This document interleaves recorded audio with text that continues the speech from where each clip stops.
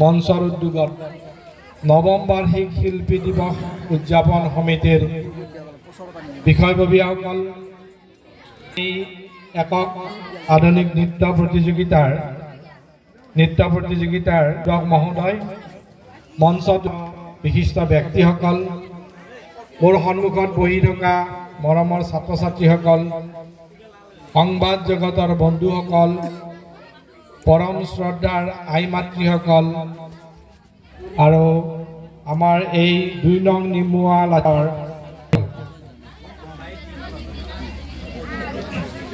পোনপ্ৰথমতে মই যিজন মহান শিল্পীৰ মৃত্যু দিৱসত শিল্পী দিৱস হিচাপে পালন কৰি আহিছে এই মহান শিল্পীজনক প্ৰথমতে মই শ্ৰদ্ধাৰে সোঁৱৰণ কৰিছোঁ আৰু ২ নং নিমুৱা লাতিমা জানুপাৰ এই জানুপাৰখন মোৰ অতিকৈ আপোন যোৱা বছৰো মই ইয়াত আহিছিলোঁ আৰু ইয়াতে মই মোৰ জীৱনৰ যিখিনি মই মোৰ জীৱনত কৰিছোঁ তাৰ মোৰ প্ৰথম গুৰুজনে আপোনালোকৰ মাজত আছিলে তেখেত হ'ল মহিমুদ্দিন আহমেদ ছাৰ আৰু মহিমুদ্দিন আহমেদ ছাৰে মোক ক্লাছ 5-6ত যেতিয়া অংক শিকাইছিল মহিমুদ্দিন আহমেদ ছাৰৰ কাৰণে হয়তো মই আজি আপোনালোকৰ কাৰণে আজি ইয়াত এনেকৈ থিয় হ'ব পাৰিছোঁ সেইকাৰণে মই এই জগতে মহিমুদ্দিন আহমেদ ছাৰক তেখেত য'ত আছে শান্তিত থাকক তেখেতৰ আত্মাই চিৰশান্তি লাভ কৰক তেখেতকো মই শ্ৰদ্ধাৰে সোঁৱৰণ কৰিছোঁ আচলতে ৰূপকোঁৱৰ জ্যোতিপ্ৰসাদ এজন আদৰ্শ পুৰুষ আছিল 17 জানুৱাৰী শিল্পী দিৱস হিচাপে আমি পালন কৰি আহিছোঁ শিল্পী দিৱস আপোনালোকে যোৱা বছৰে কৰিছে আজি 9 বছৰ ভৰি দিছে আপোনালোকে 9 বছৰে সুন্দৰভাৱে ইয়াৰ যুৱকসকলে তেখেতৰ সন্মানৰ অৰ্থে শিল্পীসকলৰ সন্মানৰ অৰ্থে শিল্পী দিৱস পালন কৰি আহিছে ৰূপকোঁৱৰ জ্যোতিপ্ৰসাদ আগৰৱালা আচলতে এজন তুলনাবিহীন মানৱ আছিল তেখেত আছিল সুন্দৰৰ পূজাৰী এতিয়া জ্যোতিপ্ৰসাদৰ সুন্দৰৰ আৰাধনা নকৰাকৈ সৃষ্টি অসম্ভৱ বুলি তেখেতে কৈছিল সেইকাৰণে তেখেতে কৈছিল তেখেত আছিল সুন্দৰৰ চিৰ সাধক আৰু তেখেতে এইকাৰণে লিখিছিল যে সুন্দৰে যে ফুলৰ মন্ত্ৰ আহোৰাত্ৰি মাতে সেয়েহে আজি ইমান ফুল প্ৰভাতে তেখেতে দৃঢ় বিশ্বাস কৰিছিল তেখেতে বিশ্বাস ৰাখিছিল আস্থা ৰাখিছিল ৰূপান্তৰৰ ওপৰত এতিয়া ৰূপান্তৰ কি তেখেতে কৈছিল যে আন্ধাৰৰ পাছত পোহৰ আহে তেখেতৰ দৃঢ় বিশ্বাস যে ৰূপান্তৰে এই মাথো জগত ধুনীয়া কৰে এয়া তেখেতৰ গায়ত্ৰী মন্ত্ৰ ৰূপান্তৰে জগত ধুনীয়া কৰে গতিকে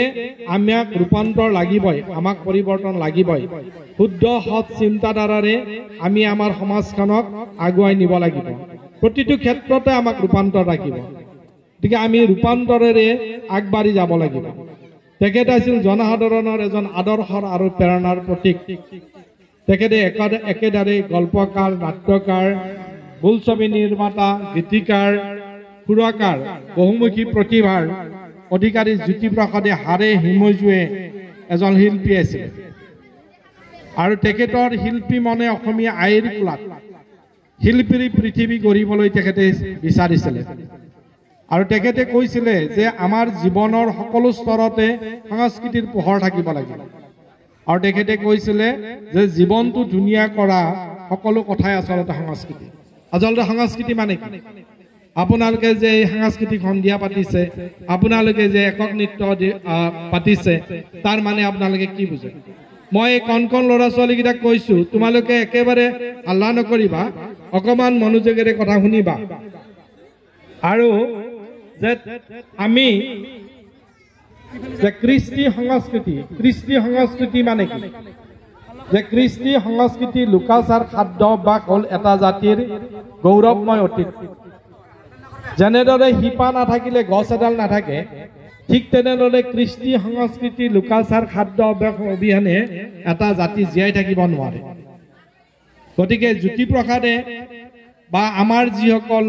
আজিৰ পৰা ধৰক 570 বছৰ আগতে আমাৰ মহাপুৰুষ শংকৰদেৱ মাধৱদেৱ তেখেতসকলে যি ধৰণে আমাৰ সাংস্কৃতিক জগতখনত ওপৰলৈ লৈ গৈছিল যি ধৰণে তেখেতসকলে মাধৱদেৱৰ যিখন নামঘোষা সেই নামঘোষাখন পৃথিৱীৰ কোনো কিতাপৰ লগতে তুলনা কৰিব নোৱাৰে গতিকে তেখেতসকলে যি ধৰণে আমাৰ সমাজখনক সংগঠিত কৰি সমাজখন আগুৱাই লৈ যাব বিচাৰিছিল গতিকে বা তাৰ পিছত শংকৰদেৱ মাধৱদেৱৰ পিছত জ্যোতিপ্ৰসাদ আগৰৱালা বিষ্ণু ৰাভা বিভিন্ন ধৰণৰ শিল্পীয়ে আমাৰ অসমখনক বিভিন্ন ধৰণে আগুৱাই লৈ গৈ আছে শংকৰদেৱৰ এটা বৰগীত আছে আপোনালোকে নিশ্চয় শুনিছে অশুন শুন ৰে হুৰ বৈৰী প্ৰমাণ নিশাচৰ না নিদান মই আচলতে গান গাব নাজানো মই জাষ্ট গানটোহে মনত পেলাই দিছোঁ শংকৰদেৱৰ সেই বৰগীতৰ আধাৰত ৰূপকৰ জ্যোতিপ্ৰসাদে লিখিছিলে সেই গানটোৰ বৰগীতটো ইমান সুন্দৰ ইমান সুৰটো ইমান ধুনীয়া যে জ্যোতিপ্ৰসাদে তাত আপ্লুত হৈ তেখেতে লিখিছিলে যে লোহিতৰ পাৰৰে আমি ডেকা ল'ৰা মৰিবলৈ ভয় নাই সেই গানটো ৰূপকৰ জ্যোতিপ্ৰসাদে লিখিছিলে আৰু তাত কণ্ঠ দিছিলে ডক্টৰ ভূপেন হাজৰিকাই যেতিয়া ডক্টৰ ভূপেন হাজৰিকাই কণ্ঠ দিছিলে লোহিতৰ পাৰৰে আমি ডেকা ল'ৰা মৰিবলৈ ভয় নাই সেই গানটো আমাৰ অসমীয়া ডেকাৰ কাৰণে এটা অস্ত্ৰ এটা প্ৰেৰণা আমাৰ অসমীয়া জাতিয়ে যেতিয়া এটা সংকটৰ সন্মুখীন হয় অসমীয়া জাতিয়ে যেতিয়া এটা ভয়ৰ সংকটৰ সন্মুখীন হয় তেতিয়া আমি সেই জ্যোতিপ্ৰসাদৰ লোহিতৰ পাৰৰে আমি ডেকা ল'ৰা মৰিবলৈ ভয় নাই ভূপেন হাজৰিকাই গোৱা গানটো আমি মনত পেলাওঁ আৰু সেই গানটোৰে আমি অস্ত্ৰ হিচাপে লৈ আমাৰ জাতিটোক উদ্ধাৰ কৰাৰ কাৰণে আমি আগবাঢ়ি যাওঁ মই গান গাব নাজানো তথাপিতো মই জাষ্ট ৰিলিক্সটোৱে আপোনালোকক মনত কৰিছোঁ যে লোহিতৰ পাৰৰে আমি ডেকা ল'ৰা মৰিবলৈ ভয় নাই গতিকে তেনেকুৱা কৰি আমাৰ ভূপেন হাজৰিকাৰ আজি যদি শিল্পী বুলি কয় আজি শিল্পী দিৱসত আমি শিল্পীসকলক শ্ৰদ্ধাৰে সোঁৱৰণ কৰিব লাগিব প্ৰতিজন শিল্পীক আজি ভূপেন হাজৰিকাৰ আপোনালোকৰ হাতত মোবাইল আছে আপোনালোকৰ ঘৰত টেপ ৰেকৰ্ডাৰ আছে আপোনালোকৰ ঘৰত ৰেডিঅ' আছে আপোনালোকে ডক্টৰ ভূপেন হাজৰিকাৰ গানবিলাক শুনিব প্ৰতিটো গানৰ পৰাই আমি ভূপেন হাজৰিকাৰ প্ৰতিটো গানৰ পৰা আমি কিবা নহয় কিবা এটা শিকিব পাৰোঁ প্ৰতিটো গানেই প্ৰত্যেকটো গানেই আপোনাক এটা কিবা নহয় কিবা এটা শিক্ষা দিব গতিকে ভূপেন হাজৰিকাৰ প্ৰতিটো গানেই আমাৰ অন্তৰ চুই গৈছে প্ৰতিটো গানেই আমাক কিবা এটা শিক্ষা দিছে ঠিক তেনেদৰে আমাৰ ধৰক বিহু সম্ৰাট বিহুৰ ক্ষেত্ৰত আমাৰ খগেন মহন্ত আছিলে বিহুৰ ক্ষেত্ৰত খগেন মহন্তই যিখিনি কৰি থৈ গৈছে লোকগীতৰ ক্ষেত্ৰত ৰামেশ্বৰ পাঠকে যি ধৰণৰ কাম কৰি থৈ গৈছে তেনেকুৱা কৰি আমি আমাৰ শিল্পীসকলক আমি শ্ৰদ্ধা ভক্তি কৰিব লাগিবই গতিকে সন্ধ্যা মেনন বিজয় ভূঞা এতিয়া আমাৰ নতুন প্ৰজন্মৰ যিবিলাক শিল্পী আছে আমি যদি আজি নতুন প্ৰজন্মৰ কাৰণে শিল্পী বুলি কওঁ আমি প্ৰথমতে হয়তো নাম ল'ব লাগিব জুবিনৰ পাপনৰ নাহিদ আফ্ৰিনৰ এজনী সৰু ছোৱালী নাহিদ আফ্ৰিন কি সুন্দৰ গান গায় কি ধুনীয়াকৈ গোটেই অসমক গোটেই ভাৰতবৰ্ষৰ প্ৰেক্ষাপটত নাহিদ আফ্ৰিনে চিনাকি কৰাই দিছে আৰু সেই নাহিদ আফ্ৰিন আমাৰ ইয়াৰ পৰাও জানুপাৰাৰ পৰা ওলাব লাগিব গতিকে আমাৰ শিল্পীসকলক আমি অকল শিল্পী দিৱস পালন কৰি আজি 17 তাৰিখে যে শিল্পীসকলক মনত ৰাখিম তেনেকুৱা কথা নহয় প্ৰতিজন শিল্পীয়ে যিখিনি কাম কৰিছে প্ৰতিজন শিল্পীয়ে যি ধৰণে আমাৰ সমাজখনক আগুৱাই লৈ যোৱাৰ ক্ষেত্ৰত তেখেতসকলে চেষ্টা কৰিছে গতিকে প্ৰতিজন শিল্পীক আমি শ্ৰদ্ধা ভক্তি মৰম আমি কৰিব লাগিব এজন শিল্পীৰ যিটো চিন্তাধাৰা আমাৰ সাধাৰণ মানুহৰ লগত নিমিলে আপুনিও চিন্তা কৰে ময়ো চিন্তা কৰে কিন্তু শিল্পীৰ চিন্তাধাৰা সাধাৰণ মানুহৰ লগত নিমিলে আপুনি চাবচোন এডাল কলগছ আপোনালোকৰ প্ৰত্যেকৰে ঘৰত কলগছ আছে নে নাই আপুনি কলগছক লৈ কেতিয়াবা কিবা কথা ভাবিব পাৰিছেনে এডাল নাহৰ গছক লৈ আপুনি কেতিয়াবা কিবা ভাবিব পাৰিছেনে আপোনালোকৰ ইয়াতে আছে অটো ৰিক্সাক লৈ আপুনি কিবা কথা ভাবিব পাৰিছেনে অটো ৰিক্সাখনত আপুনি উঠিছে ঘূৰিছে কিন্তু অটো ৰিক্সাক লৈ কেতিয়াবা কিবা কথা ভাবিব পাৰিছেনে গতিকে কলগছক লৈ খগেন মহন্তই কেশৱ মহন্তই লিখা গানত খগেন মহন্তই কণ্ঠ দিছিলে কলৰে পাততে কাউৰী পৰে ঠিক তেনেদৰে সাধাৰণ কলগছ এডালক লৈ এজন শিল্পীয়ে যিটো চিন্তা কৰিব আমি কলগছ এডালক লৈ তেনেকৈ চিন্তা কৰিব নোৱাৰো হয়তো আমি কলগছৰ পাত ব্যৱহাৰ কৰিছো কলগছডাল কাটিছো ব্যৱহাৰ কৰিছো ঠিক তেনেদৰে আপোনাৰ ধৰক নাহৰ গছ এজোপাক লৈ আজি জুবিনে যি ধৰণে নাহৰ গছ এজোপাক লৈ যি ধৰণে চিন্তা কৰিছে আপোনাৰ পকেটত ৰুমাল আছে নে নাই ৰুমাল আছে মোৰ পকেটতো ৰুমাল আছে আমি ৰুমালখনেৰে মুখ মুচিছো ৰুমালখন ইউজ কৰিছো ৰুমালখনক লৈ আমি একো চিন্তা কৰিব নোৱাৰো কিন্তু জুবিনে বিখ্যাত গান ঐ ৰুমাল বুলি এটা গান, মই গান গাব নাজানো বাৰু, যিবিলাকে গান গাব তেওঁলোকে জানিব, ৰুমালক লৈ এটা বিখ্যাত গান ৰচনা কৰিছে। গতিকে এখন ৰুমালত তেওঁ জীৱনৰ কাহিনী বিচাৰি পাইছে, এখন ৰুমালত তেওঁ জীৱনৰ সত্তা পাইছে। আজি চাওক, নাহৰ গছ এজোপাক লৈ আমি নাহৰ গছডাল হয়তো কাটিছো, জুবিনে তেওঁৰ গানতে কয় যে নাহৰ গছডাল দেখিবলৈ ধুনীয়া, নাহৰ গছডালেই ফুলৰ নিচিনা, কিন্তু আমি সেই সৰু গছডালক লৈ চিন্তা কৰিব নোৱাৰো, এই শিল্পীসকলেহে চিন্তা কৰিব পাৰে। সেইকাৰণে শিল্পী দিৱসত মই প্ৰতিজন শিল্পীক শ্ৰদ্ধা ভক্তি সহকাৰে মই তেখেতসকলক সোঁৱৰণ কৰিছো। আৰু যিসকলে আজি আমাৰ এইসকল শিল্পী, যিসকল শিল্পীয়ে আকৌ আমাক আগুৱাই লৈ গৈ আছে, মই তেখেতসকলক শ্ৰদ্ধা মৰম যাচিছো। আৰু যিসকল শিল্পী আমাৰ মাজৰ পৰা গুচি গৈছে, আমি শ্ৰদ্ধা ভক্তি সদায় কৰিম। আৰু যিসকলে আমাক আজি সমাজখনক সংগঠিত কৰাৰ কাৰণে শিল্পীসকলে চেষ্টা কৰি আছে, তেখেতসকলৰ প্ৰতি মৰম, তেখেতসকলক আমি সহায় কৰাটো আমাৰ প্ৰতিজন ব্যক্তিৰে কৰ্তব্য। যে অটো ৰিক্সাখনক মই এইমাত্ৰ ক'লো যে অটো ৰিক্সাত আপুনি উঠিছে, ময়ো উঠিছো, অটো ৰিক্সাৰ কথা আমি একো ভাবিব নোৱাৰো, কিন্তু ডক্টৰ ভূপেন হাজৰিকা লিখিছিল অটো ৰিক্সা চলাও আমি দুয়ো ভাই, অটো ৰিক্সা চলাও আমি দুয়ো ভাই বুলি যিটো এটা গান গাইছিল, এইটো আছিল ডিগনিটি অফ লেবাৰ, তাৰমানে শ্ৰমৰ মৰ্যাদাৰ ওপৰত ভূপেন হাজৰিকাই গান গাইছিল। গতিকে ভূপেন হাজৰিকাৰ প্ৰতিটো গীত বা তেনেকৈ আমাৰ মহান শিল্পীসকলৰ প্ৰতিটো গীত আমি মনত ৰাখিবই লাগিব। শিল্পীসকলক আমি বেলেগ ধৰণে আমি মৰম কৰিবই লাগিব, কাৰণ শিল্পীসকলৰ যি ধৰণে কষ্ট কৰে, আজি মই শুনিছো যে আমাৰ যিসকল ভ্ৰাম্যমান থিয়েটাৰত শিল্পী আছে, দুই এজন শিল্পীৰ এনেকুৱাও হৈছে যে তেখেতসকলৰ হয়তো দেউতাক ঢুকাইছে, তেখেতসকলৰ দেউতাকৰ ডেড বডি চোতালত আছে, আৰু সেই শিল্পীজনে গৈ কিন্তু ভ্ৰাম্যমান মঞ্চত হাঁহি ধেমালি কৰি গান গাই নাচ কৰি আমাৰ নাটক কৰি আছে, আৰু সেই নাটক শেষ হোৱাৰ পিছত আহি দেউতাকক শ্মশানলৈ লৈ যাব লগা হৈছে। গতিকে শিল্পীসকলে যি ধৰণে কষ্ট কৰে, শিল্পীসকলে যি ধৰণে তেখেতসকলে সমাজৰ কাৰণে কাম কৰে, গতিকে অকল শিল্পী দিৱসৰ দিনাই যে আমি শিল্পীসকলক মৰম কৰিম তেনেকুৱা কথা নহয়, প্ৰতিটো দিনত প্ৰতিগৰাকী শিল্পীক আমি শ্ৰদ্ধা ভক্তি মৰম যাচিবই লাগিব। মই সেইকাৰণে কৈছো যে কেতিয়াবা এজন গায়ক, কেতিয়াবা আপুনি চাব আপোনাৰ মনটো বেয়া লাগি আছে, আপোনাৰ গাটো বেয়া লাগি আছে, আপুনি সুন্দৰ গান এটা শুনিছে, গতিকে এজন গায়কৰ গানে কেতিয়াবা আপোনাৰ জীৱনত বিভিন্ন ধৰণে প্ৰভাৱ পেলায়। কেতিয়াবা এটা গানে আপোনাৰ জীৱনৰ মেডিচিনো হ'ব পাৰে। আপোনাৰ মনটো বেয়া লাগি আছে, গাটো বেয়া লাগি আছে, আপুনি সুন্দৰ গান এটা শুনিছে, হয়তো সেইটোৱে আপোনাৰ কেতিয়াবা মেডিচিন হৈ গৈছে। গতিকে শিল্পীসকলৰ প্ৰতি, শিল্পীসকলে যি ধৰণৰ সৃষ্টি কৰে বা শিল্পীসকলৰ সৃষ্টিৰ যিটো এটা মন বা কষ্ট তেখেতসকলে থাকে, সেইটোক লৈ আমি গৌৰৱ কৰিব লাগিব যে এজন সৃষ্টিশীল শিল্পী এটা জাতিৰ গৌৰৱ হ'ব পাৰে বা আমাৰ গৌৰৱ হ'ব পাৰে, আমি তেওঁলোকক লৈ গৌৰৱ কৰিব লাগিব। গতিকে মই শিল্পী দিৱসৰ লগত সংগতি ৰাখি এই শিল্পীসকলৰ প্ৰতি মই শ্ৰদ্ধা নিবেদন কৰি তেখেতসকলৰ বিষয়ে দুই এষাৰ ক'বলৈ চেষ্টা কৰিছো। আৰু আপোনালোকেও হয়তো ইয়াত বয়োজ্যেষ্ঠসকল আছে, আপোনালোকে খুব ভালদৰে জানে যে আমাৰ সৰু সৰু ল'ৰা ছোৱালীখিনিক আমি সেইখিনি কথা ভালদৰে শিকাব লাগে। হয়তো আমাৰ ইয়াৰ মাজতো কিছুমান সৰু সৰু ল'ৰা ছোৱালীয়ে আজি শিল্পী মন এটা লৈ ইয়াত বহি আছে, ভৱিষ্যতে হয়তো আমাৰ ইয়াৰ মাজৰ পৰাও নাহিদ আফ্ৰিন ওলাই আহিব বা তেনেকুৱা ধৰণৰ ভাল শিল্পী জুবিন বা পাপনৰ নিচিনা ল'ৰাও আমাৰ জানুপাৰাৰ পৰা ওলাব। গতিকে মই ইয়াৰ লগত অকমান সংগতি ৰাখি মোক ইমতিয়াজ বা ৰিয়াজে কৈছে যে দাদা আমাৰ অঞ্চলটোত আপুনি আহিছে, আমাৰ অঞ্চলটো আপুনি দেখিছে যে আমাৰ অঞ্চলটো কি ধৰণে আমি সকলো অঞ্চল ডেভেলপ হৈ গ'ল, কিন্তু আমাৰ অঞ্চলটো ডেভেলপ হোৱা নাই। কি কৰা যায়? আমি বাৰে বাৰে চৰকাৰক কৈছো যে আমাৰ অঞ্চলটো ডেভেলপ হ'ব লাগে। সঁচাকৈ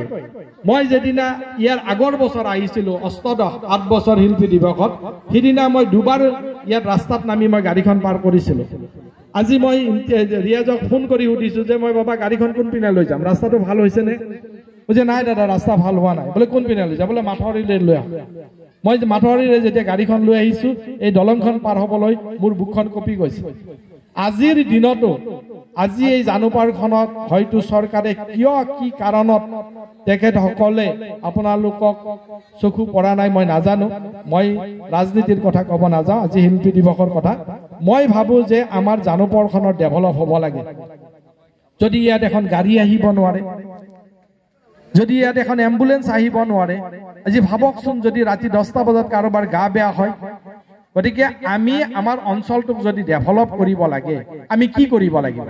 আপুনি কি কৰিব কক যদি চৰকাৰে ইয়াত ৰাস্তা পদূলি বনাই নিদিয়ে কি কৰিব গতিকে তাৰে ওপৰত মই এটা কথা কম আজি আপোনালোকক যে এটা অঞ্চল যদি ডেভেলপ হ'ব লাগে মোৰ দৃষ্টিৰ কথাহে কৈছো দে মোৰ দৃষ্টিত তিনি ধৰণে ডেভেলপ হ'ব আপোনালোকে আই মাতৃসকল ইয়াত আছে আই মাতৃসকলৰ বেছি ইয়াত দায়িত্ব থাকিব মই যি ধৰণে এখন সমাজ বা এটা অঞ্চল ডেভেলপমেন্টৰ কথা চিন্তা কৰিম তাত কিন্তু আই মাতৃসকলৰ দায়িত্ব বেছি মই আজি কৈ যাম কি দায়িত্ব আপোনালোকৰ আছে কেনেকৈ আপোনালোকে জানুপাৰখনক ডেভেলপ কৰিব তাৰ প্ৰধান দায়িত্ব আই মাতৃসকলৰ ডেকা ডেকা পিতৃসকলৰ ডেকা ডেকা মাতৃসকলৰ তাৰ মানে আমি প্ৰথম ক'ব পাৰো যে এটা আউটাৰ ডেভেলপমেন্ট এটা বাহ্যিক ডেভেলপমেন্ট যে আমাৰ বাহ্যিক ডেভেলপমেন্ট কি আমাৰ দলংখন ডাঙৰ লাগে আমাক মাথৰিটো ডাঙৰ লাগে আমাৰ ইয়াত সোমাই অহা ৰাস্তাটো পকীকৰণ হ'ব লাগে প্ৰতিটো ৰাস্তাই জানুপাৰলৈ অহা প্ৰতিটো ৰাস্তাই ডেভেলপ হ'ব লাগে হয় এইটো আপুনি মই আমাৰ পকেটৰ টকাৰে ধন ভাঙি আমি এইটো কাম কেতিয়াও কৰিব নোৱাৰো এইটো হয় চৰকাৰে কৰিব লাগিব এইটো এটা বাহ্যিক ডেভেলপমেন্ট আৰু সেই কামটো চৰকাৰে কিয় কৰা নাই কেতিয়া কৰিব সেই বিষয়ে মই ক'বলগীয়া মোৰ সেই দৃষ্টতা মোৰ নাই গতিকে সেইটো মই বাদ দিলো সেইটো হ'ল বাহ্যিক ডেভেলপমেন্ট এতিয়া আহিম আমাৰ এটা আছে সামাজিক ডেভেলপমেন্ট আজি কিন্তু এই জানুপাৰৰ ডেকা ডেকা ল'ৰাকেইটাই সামাজিক ডেভেলপমেন্টটো কৰি আছে আজি 9 বছৰ ধৰি এই সামাজিক ডেভেলপমেন্ট এইখন আজি শিল্পী দিৱস পাতিছে মাজতে হয়তো আৰু কিবা পাতিছে ঈদৰ দিনাও কিবা এটা পাতিছে আৰু বেলেগ দিনাও কিবা এটা পাতিছে ইয়াত থকা সৰু সৰু কণ ল'ৰা ছোৱালীখিনিক হয়তো খুব ধুনীয়াকৈ এখন মঞ্চ দিছে তেওঁলোকৰ প্ৰতিভাখিনি বিকাশৰ ক্ষেত্ৰত সহায় কৰিছে এইটো হ'ল সামাজিক ডেভেলপমেন্ট সামাজিক ডেভেলপমেন্ট সমাজখনে প্ৰত্যেকক সহায় কৰিছে আজি বেলেগ গাঁৱৰ ল'ৰা ছোৱালীও আহি ইয়াতে নাচিব প্ৰাইজ ল'ব সেইখিনি কৰিব আৰু থাৰ্ড ডেভেলপমেন্টটো কি জানে সেইটো বিশেষকৈ আই মাতৃসকলৰ কথা যে মই ক'লো যে থাৰ্ড ডেভেলপমেন্টটো হ'ল আপোনালোকৰ ঘৰত থকা প্ৰতিটো ল'ৰা ছোৱালীক আপোনালোকে এজন মানৱ সম্পদ হিচাপে গঢ় দিব লাগিব প্ৰত্যেকটো ল'ৰা ছোৱালীকে আপোনালোকে ইয়াৰ পৰা ডক্টৰ ইঞ্জিনিয়াৰ প্ৰশাসনিক বিষয়া কৰিব লাগিব আজি যিবিলাকে ইয়াত নৃত্য কৰিব যদি আপুনি ভাবে যে আমাৰ জানুপাৰৰ ছোৱালীজনীয়ে ভাল নৃত্য কৰে ইয়েছ তাক নৃত্য কৰিব দিয়ক তাৰ একাডেমিক কেৰিয়াৰৰ লগত তাক নৃত্য কৰিব দিয়ক আৰু নৃত্যই তাৰ জীৱনৰ জীৱিকা হ'ব যদি কোনোবাই কয় যে মই খেলিম ইয়েছ খেলিব দিয়ক শচীন তেণ্ডুলকাৰৰ নিচিনা ক্ৰিকেট খেলিব যদি কোনোবাই ভাবে যে মই বেলেগ কিবা এটা কৰিম হিমা দাসৰ নিচিনা হ'ব লাভলীনাৰ নিচিনা হ'ব আপোনালোকে আই মাতৃসকলে দেখুৱাই দিয়ক আপোনাৰ ছোৱালীজনীক হিমা দাস বনক আপোনাৰ ছোৱালীজনীক লাভলীনা বনক শচীন তেণ্ডুলকাৰ বনক চৰকাৰে বাধ্য হ'ব এইখন গাঁৱৰ ৰাস্তা পদূলি বনাই দিবলৈ আজি যদি চৰকাৰে বাধ্য কৰাব লাগিব আই মাতৃসকলে যে মোৰ ছোৱালী হিমা দাসৰ নিচিনা হৈছে মোৰ ল'ৰা শচীন তেণ্ডুলকাৰৰ নিচিনা হৈছে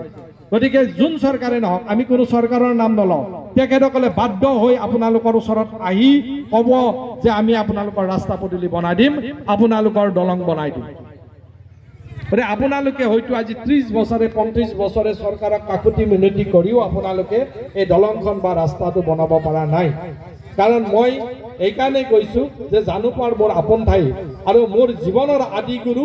ইয়াতে আছিলে মহিমুদ্দিন আহমেদ ছাৰ মই যেতিয়া ক্লাছ 6ত আছিলো হয়তো তেতিয়া খুব বেছি মোৰ বয়স 10 বা 12 বছৰ বা 13 বছৰ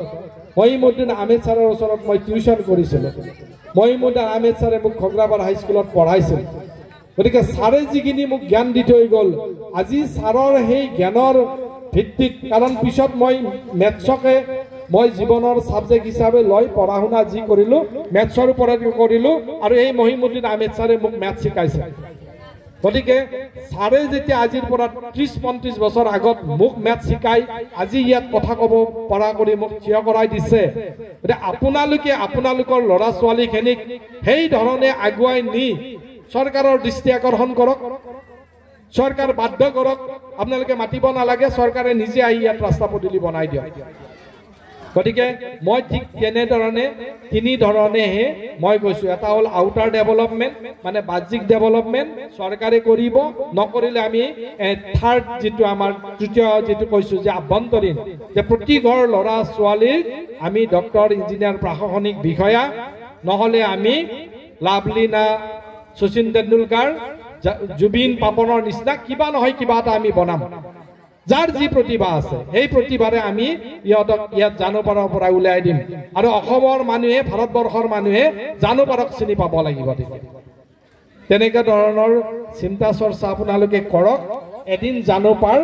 অসমৰ, আমাৰ নলবাৰী ডিষ্ট্ৰিক্টৰ ভিতৰত, অসমৰ ভিতৰত এখন জাকত জিলিকা জানুপাৰ হিচাপে জিলিকি উঠিব। গতিকে মই এইখিনি কথা আপোনালোকক মই কৈছোঁ, আৰু আই মাতৃসকলক মই কৈছোঁ যে মাতৃৰ মৰমৰ সমান পবিত্ৰ বস্তু পৃথিৱীত একো নাই। পৃথিৱীৰ আটাইতকৈ পবিত্ৰ বস্তুটো হ'ল মাতৃৰ মৰম। মাতৃৰ মৰমৰ সমান পবিত্ৰ বস্তু একোৱে নাই। গতিকে মাতৃৰ মৰম আৰু অনুশাসনৰ যোগেৰে আপোনালোকে আপোনালোকৰ সন্তানটিক এটা সৎ চৰিত্ৰৱান তথা নৈতিক চৰিত্ৰৱান বা মানৱ সম্পদ হিচাপে আগবঢ়াই লৈ যাওক। ইয়াত যিসকল ডেকা ডেকা আই মাতৃসকল আছে, পিতৃসকল আছে, মই ডেকা ডেকা পিতৃসকলক কৈছোঁ, আপোনালোকে সাৱধান হওক যে আপোনালোকৰ ল'ৰা ছোৱালীখিনিক গঢ় দিয়াৰ ক্ষেত্ৰত আপোনালোকে কিমান ত্যাগ কৰিব লাগিব। আপুনি যদি ঘৰত মোবাইল চাই থাকে তেতিয়া 7টা বজাত, তেতিয়াহ'লে আপোনাৰ ল'ৰাই 7টা বজাত আপোনাৰ ল'ৰাই নপঢ়ে। আপুনি যদি টিভি চাই থাকে, মোবাইল চাই থাকে, তেতিয়া আপোনাৰ ল'ৰা ছোৱালী নপঢ়ে। আপুনিও আপোনাৰ ল'ৰা ছোৱালীৰ কাষত বহি অন্ততঃ ইহঁতক সহায় কৰিব লাগিব। নহ'লে আমাৰ অভিজ্ঞ শিক্ষকসকল আছে, আমাৰ অভিজ্ঞ গুৰুসকল আছে, তেখেতসকলৰ সহায়েৰে আপোনালোকে আপোনালোকৰ ল'ৰা ছোৱালীক আগুৱাই নিব লাগিব। তেতিয়াহে আমাৰ এই অঞ্চলটো এটা ডেভেলপ হ'ব। গতিকে মই বাৰু বৰ বিশেষ দীঘলীয়াকৈ কথা কৈ নাথাকোঁ, বৰ ঠাণ্ডা পৰিছে। যে মই সাংস্কৃতিৰ কথা ক'লোঁ যে সাংস্কৃতিক পৰিৱৰ্তনশীল, ৰূপকোঁৱৰ জ্যোতিপ্ৰসাদে কোৱাৰ দৰে আৰু এবাৰ কৈছোঁ, ৰূপান্তৰে জগত ধুনীয়া কৰে। গতিকে চব ক্ষেত্ৰতে ৰূপান্তৰ লাগিব, পৰিৱৰ্তন লাগিব। গতিকে পৰিৱৰ্তনৰ শুদ্ধ সৎ চিন্তাধাৰাৰে আমাৰ জানুপাৰৰ যিটো ডেকা শক্তি, ডেকা ল'ৰা, এই ডেকা ল'ৰাকেইটাই এটা শুদ্ধ সৎ চিন্তাধাৰাৰে পৰিৱৰ্তন আমাৰ মাজত আনিব লাগিব। তেতিয়া হয়তো আমি আমাৰ সকলোবোৰ কৰিব পাৰিম। আৰু মই মাত্ৰ এটা কথা শেষত কওঁ ল'ৰা ছোৱালীখিনিক উদ্দেশ্য কৰি, যে ইয়াত যিখিনি পঢ়া ল'ৰা ছোৱালী আছে, মই তোমালোকক 4টা কথা কৈছোঁ। এটা হ'ল কঠোৰ পৰিশ্ৰম। তোমালোকে তোমালোকৰ জীৱনৰ লক্ষ্যত উপনীত হ'ব লাগিলে তোমালোকে কঠোৰ পৰিশ্ৰম কৰিব লাগিব। তাৰপিছত লাগিব নেৰানেপেৰা চেষ্টা, সাহস আৰু আত্মবিশ্বাস আৰু ইচ্ছা শক্তি। এই 4টা বস্তু। এটা হ'ল কঠোৰ পৰিশ্ৰম। প্ৰত্যেকে কষ্ট কৰিব লাগিব। তুমি যদি পঢ়িছা, পঢ়িবই লাগিব, ভালকৈ পঢ়িব লাগিব। যদি তুমি দেখিছা যে মই ভালকৈ, যদি মাকে গম পাইছে বা দেউতাকে গম পাইছে যে ছোৱালীজনী ভাল নাচে, ইয়েছ, তাক নাচিবই দিয়ক। যদি আপুনি গম পাইছে, মাক দেউতাকে গম পাইছে ল'ৰাটোৱে ভাল খেলে, তাক খেলিব দিয়ক। যোনে যাৰ যিটো প্ৰতিভা, মোৰ ইয়াৰ আগৰ বক্তাজনেও কৈ গৈছে যে যাৰ যিটো প্ৰতিভা, সেই প্ৰতিভাটোত আপোনালোকে গুৰুত্ব দিয়ক। মই এটা সৰু কাহিনী কৈ আজি মোৰ কথাখিনি শেষ কৰিম। অষ্ট্ৰেলিয়াৰ এটা ল'ৰা, তাৰ নাম আছিল বব। অষ্ট্ৰেলিয়াৰ এটা ল'ৰা, 8 বছৰীয়া ল'ৰা। সি মানে মন কৰিলে যে অলিম্পিক গেমত দৌৰিব। আমাৰ নগাঁৱৰ পৰা হিমা দাসেও দৌৰি অসমৰ নাম উজ্বলাইছে। ববে মানে কি কৰিলে যে তেওঁৰ ঘৰৰ কাষেদি এটা ৰেল লাইন গৈছে, তেওঁৰ ঘৰৰ কাষেৰে ৰেল লাইনটোত, তাত যেতিয়া ৰেলখন আহি ৰয় আৰু ৰেলখন যেতিয়া যায়, ৰেলখনৰ কাষে কাষে দৌৰে, ৰেলৰ লাইনৰ কাষে কাষে দৌৰে। ৰেলৰ কাষে এটা সৰু ৰাস্তা আছিলে, ঠিক তেনেদৰে ৰেলৰ লাইনৰ কাষে কাষে দৌৰে। এনেকৈ তেওঁ প্ৰথম বছৰ দৌৰিলে, ৰেল কপত গুচিয়ে যায়, সি তলত ৰৈ যায়। দ্বিতীয় বছৰ দৌৰিলে, ডেইলি দৌৰে, সদায় দৌৰি দৌৰি দৌৰি দৌৰি 4 বছৰ দৌৰিছে। 4 বছৰ যেতিয়া দৌৰিছে, লাষ্ট মোমেণ্টত এই 3.5 বছৰ হৈ যোৱাৰ পিছত ৰেলখন পিছত থাকে, ববে ৰেলৰ আগত দৌৰে। তেনেকৈ দৌৰি দৌৰি দৌৰি দৌৰি মেক্সিকো অলিম্পিকত তেওঁ স্বৰ্ণ পদকেৰে তেওঁৰ মাতৃভূমি অষ্ট্ৰেলিয়াৰ নাম উজ্বলাইছে। ঠিক তেনেদৰে আমাৰ জীৱনৰ ছাত্ৰ ছাত্ৰীসকলৰ জীৱনৰ 4টা বছৰ, যিবিলাকে পঢ়া শুনাত বিশেষকৈ গুৰুত্ব দিছে, 4টা বছৰ হ'ল 9, 10, 11, 12। তোমালোকে মনত ৰাখিবা, যিসকলে আজি ইয়াত 8ৰ ল'ৰা ছোৱালী আছা, 9ৰ ল'ৰা ছোৱালী আছা, 10ৰ আছা, 11, 12ৰ আছা, জীৱনৰ আটাইতকৈ ইম্পৰ্টেণ্ট বছৰ হ'ল 9, 10, 11, 12। এই 9, 10, 11, 12ত তোমালোকে খুব ধুনীয়াকৈ তোমালোকে পঢ়িব লাগিব, আৰু 9, 10, 11, 12এ তোমাৰ জীৱনৰ গতি লগাব যে তুমি কোনফালে যাবা। আৰু সামাজিকভাৱে যদি আমি ডেভেলপ কৰিব লাগে, আজি মই এমাহ আগত, এমাহো নহয়, হয়তো প্ৰায় 20-25 দিনমান আগত মই এই গুৱাগুচিত আহিছিলোঁ। গুৱাগুচিত যেতিয়া আহিছিলোঁ, গুৱাগুচিত এটা কথা মই কৈছোঁ যে গুৱাগুচিৰ তাত কহিনুৰ সংঘ আছে আৰু তাত পুথিভঁৰাল আছে। আৰু 1945 চনত যেতিয়া জাপানক আমেৰিকাই এটম বোমেৰে ধ্বংস কৰি দিছিলে, জাপানৰ হিৰোশ্বিমাক আমেৰিকাই এটম বোমেৰে ধ্বংস কৰি দিছিল 1945 চনত, আজিৰ পৰা 75 বছৰ আগত। আপোনালোকে হয়তো জানে, আৰু যিবিলাকে নাজানে মই কৈ দিছোঁ। সেই যেতিয়া এটম বোমেৰে ধ্বংস কৰি দিছিল, তেতিয়া জাপানীসকলে প্ৰতিজ্ঞাবদ্ধ হৈছিল, মনতে ভাবিছিল যে আমি এই বোমা বিধ্বস্ত জাপানত দুটা কাম কৰিম, মাত্ৰ দুটা কাম কৰিব। কি দুটা কাম কৰিব? তেওঁলোকে কৈছিল যে আমি ইয়াত পঢ়াশালী তৈয়াৰ কৰিম আৰু পুথিভঁৰাল তৈয়াৰ কৰিম। পঢ়াশালী আৰু পুথিভঁৰালে আমাৰ হ'ব, তাত বাহিৰে বেলেগ একো নহ'ব। আৰু তেওঁলোকে আজি 75 বছৰ পিছত, 1945 চনৰ পৰা এতিয়ালৈকে প্ৰায় মোৰ দেন 75 ইয়াৰ্ছ, 75 বছৰ পিছত জাপানীসকলে প্ৰমাণ কৰিলে যে জাপানৰ টেকনলজি অবিহনে বিশ্বৰ বিজ্ঞান যেন শূন্য। আপুনি চাওক, কিবা এটা বস্তু কিনক জাপানিজ, কিবা এটা বস্তু কিনক জাপানিজ, চব জাপানৰ যিটো মেইন টেকনলজি, জাপানৰ টেকনলজিৰে আজি গুৱাহাটীত ফ্লাইঅভাৰ হৈ আছে, চব জাপানিজ টেকনলজি। আজি ইণ্ডিয়াত যিমান ডেভেলপমেণ্ট হৈ আছে, চব জাপানৰ টেকনলজি। মাজে মাজে চাইনাই তাক হায়াৰ কৰে, কিন্তু জাপানৰ টেকনলজি হ'ল মেইন। গতিকে 75 বছৰ আগতে জাপানীসকলে সেইটো প্ৰতিজ্ঞাবদ্ধ হৈ জাপানে প্ৰমাণ কৰিলে। আৰু 75 বছৰ আগত 1948 চনত, সেইদিনা মই গুৱাগুচিত আহিছোঁ, গুৱাগুচিৰ বিশিষ্ট ব্যক্তিসকলে, নমস্য ব্যক্তিসকলে 1948 চনত প্ৰায় 75 বছৰ আগত তাত এটা পুথিভঁৰাল তৈয়াৰ কৰিছিল, কহিনুৰ যুৱক সংঘ আৰু পুথিভঁৰাল। গতিকে গুৱাগুচিৰ সেই নমস্য ব্যক্তিসকলে যদি 75 বছৰ আগত এটা পুথিভঁৰাল তৈয়াৰ কৰিব পাৰে, গুৱাগুচিখনক আগুৱাই লৈ যাবলৈ, ইয়াৰ পৰা গুৱাগুচিলৈ মাত্ৰ 1.5 কিলোমিটাৰ, আমিও জানুপাৰত এটা পুথিভঁৰাল কিয় তৈয়াৰ কৰিব নোৱাৰো? পাৰিম নে নোৱাৰিম আমি এটা পুথিভঁৰাল তৈয়াৰ কৰিবলৈ? গতিকে মই আশা কৰিম, মই ইমতিয়াজক কম বা ৰিয়াজক কম বা সকলোৰে মই নাম ল'ব নোৱাৰিলেও ডেকা ল'ৰাবিলাকক মই কৈছোঁ যে তোমালোকে, আমিও ছাপোৰ্ট কৰিম, তোমালোকে ইয়াত এটা পুথিভঁৰাল তৈয়াৰ কৰা। আৰু এই পুথিভঁৰালত আমাৰ জানুপাৰৰ কণ কণ ল'ৰা ছোৱালী, আজিকালি এটা অভিযোগ শুনা যায় যে সকলোৱে মোবাইল চাই, বেছিকৈ মোবাইল চাই। গতিকে মোবাইলটো বন্ধ কৰি লগতে মাক দেউতাকো আহক, এইখন স্কুলৰে এটা কথাত এটা আপোনালোকে পুথিভঁৰাল তৈয়াৰ কৰক। আজি ভৱেশেও 10খন কিতাপ দিব, ময়ো 10খন কিতাপ দিম। পুথিভঁৰাল তৈয়াৰ কৰক, প্ৰতিজন মানুহে 2খন কিতাপ দিয়ক। আৰু প্ৰতি শনিবাৰ ৰবিবাৰে প্ৰতিগৰাকী মাক দেউতাকে নিজৰ নিজৰ ল'ৰা ছোৱালীক লৈ আহি ইয়াতে পঢ়িবলৈ এটা অভ্যাস কৰক। আজি 75 বছৰ পিছত যদি জাপানে সেইটো কৰি দেখুৱাব পাৰে, 75 বছৰ আগত যদি গুৱাগুচিয়ে যদি পুথিভঁৰাল তৈয়াৰ কৰিব পাৰে, আমি জানুপাৰে কিয় কৰিব নোৱাৰো?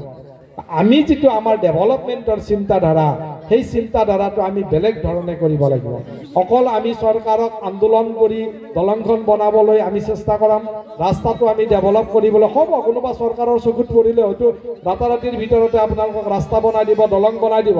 সেইটোৱে আপোনালোকৰ এটা বাহ্যিক ডেভেলপমেণ্টটো হয়তো খুব বেছি 1-2 বছৰৰ ভিতৰতো হৈ যাব পাৰে, কিন্তু আপোনালোকে চৰকাৰক বাধ্য কৰাব লাগিব যে জানুপাৰক অসমৰ মানুহে জানক, ভাৰতবৰ্ষৰ মানুহে জানক, ভাৰতবৰ্ষৰ প্ৰধানমন্ত্ৰীয়ে জানুপাৰক আহক। এনেকুৱা এটা আই মাতৃসকলে নিজৰ নিজৰ সন্তানক তেনেকুৱাকৈ তৈয়াৰ কৰক। মই আশা কৰিম যে জানুপাৰখন সদায় এখন সুন্দৰ জানুপাৰ হ'ব। আৰু মই বাৰে বাৰে কৈ আছোঁ যে জানুপাৰ মোৰ জীৱনৰ আদিগুৰুজন, মোৰ প্ৰথম শিক্ষকজন জানুপাৰৰে আছিলে। গতিকে মই ছাৰৰ কথা মই প্ৰায় মনত পৰে, মই মোৰ লগ বন্ধুসকলক লগ পালে মই ছাৰৰ কথা আলোচনা কৰোঁ। গতিকে এনেকুৱা এখন মহিমুদ্দিন আহমেদ ছাৰ থকা গাঁও এখনত আমাৰ ল'ৰা ছোৱালীয়ে কিয় তেনেকুৱা ধৰণে আগবাঢ়ি যাব নোৱাৰিব? মই কেতিয়াও বিশ্বাস নকৰোঁ নিশ্চয় পাৰিব আৰু মই আই মাতৃসকলক মই বাৰে বাৰে কৈছোঁ ডেকা ডেকা পিতৃসকলক কৈছোঁ যে আপোনালোকে সুন্দৰভাৱে কথাবিলাক ৰূপকৰ জ্যোতিপ্ৰসাদ আগৰৱালাই কোৱাৰ দৰে ৰূপান্তৰে জগত ধুনীয়া কৰে এয়া মোৰ গায়ত্ৰী মন্ত্ৰ ৰূপান্তৰে জগত ধুনীয়া কৰে তাৰমানে আমাক পৰিৱৰ্তন লাগিব অকল মোবাইলত ৰিল চালে পৰিৱৰ্তন নহয় গতিকে আমি বিভিন্ন ধৰণে পৰিৱৰ্তন কৰি আমি আমাৰ জানুপাৰখনক এখন সুন্দৰ জানুপাৰ হিচাপে আমি আগবঢ়াই নিব লাগিব গতিকে বহুত দেৰি হ'ল এইখিনি কৈয়ে মই মোৰ সীমিত জ্ঞানেৰে যিখিনি আপোনালোকক ক'বলৈ পাৰিছোঁ নিশ্চয় ভাবিছোঁ আপোনালোকে মোৰ দুটা এটা কথাৰে উপকৃত হ'ব বুলি ভাবি মই ইয়াত মোক মাতি অনাৰ কাৰণে মই ইয়াৰ উদ্যোক্তাসকলক আকৌ এবাৰ ধন্যবাদ জ্ঞাপন কৰি মই মোৰ ভাষণ ইমানতে সামৰণি মাৰিছোঁ ধন্যবাদ